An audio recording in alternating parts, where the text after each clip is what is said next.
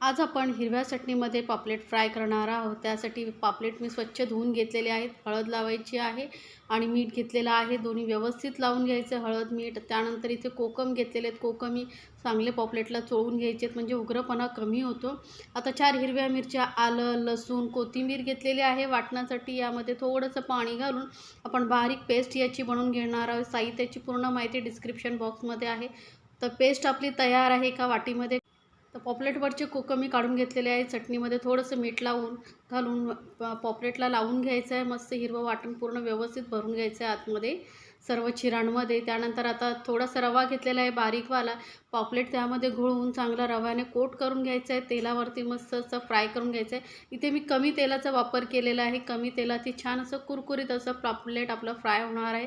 दोन्ही साईडने अलटून पलटून हे मस्त असं फ्राय करून घ्यायचं आहे आपल्याला। तर आपलं हिरव्या वाटणातले पॉपलेट फ्राय तयार